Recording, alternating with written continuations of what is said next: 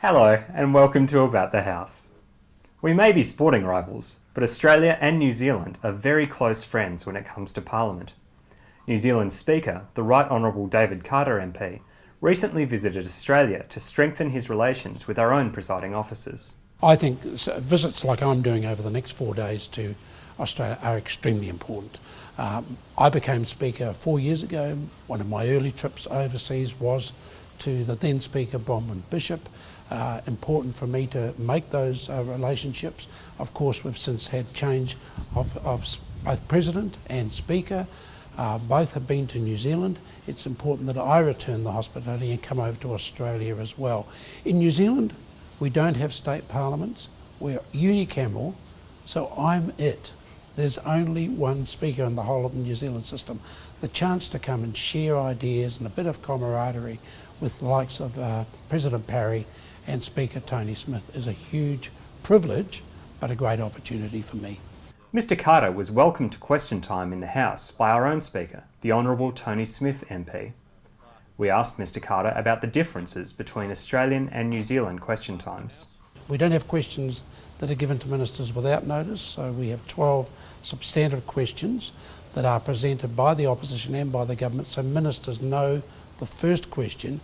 We then have substantially more supplementaries that must flow and relate to the primary question, but that's where the fireworks in our parliament exist, and the fact that the supplementaries are just unknown to a minister. Our questions, as I mentioned earlier, the primary question is on notice, so a minister knows of it, but then you have time limits, both for the asking of a question and for the answering of a question by a minister or prime minister.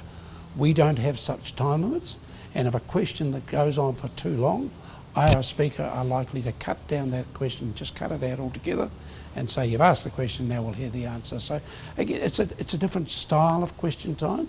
One of Mr Carter's first stops in Australia was a meeting with the Honourable Julie Bishop MP, Australia's Foreign Minister. The New Zealand government, the Australian government are very close. It doesn't matter who's in power on either side of the Tasman. The relationship between our two countries is probably the closest relationship of any neighbouring countries anywhere in the world.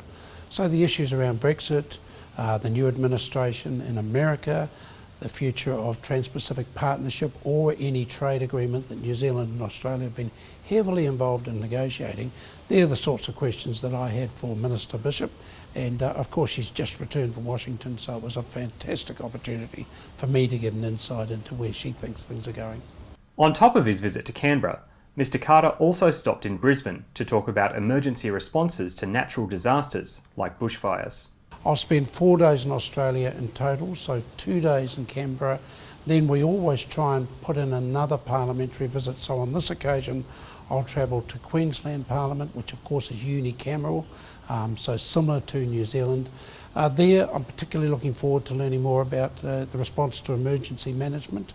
We've had the earthquakes in my home city of Christchurch, recently had bushfires, and the very first country that's ever always there to offer help to New Zealand is of course our mates here in Australia. Thanks for watching. For more news from About the House, you can now subscribe to our newsletter. Just visit aph.gov.au/ATH newsletter to sign up.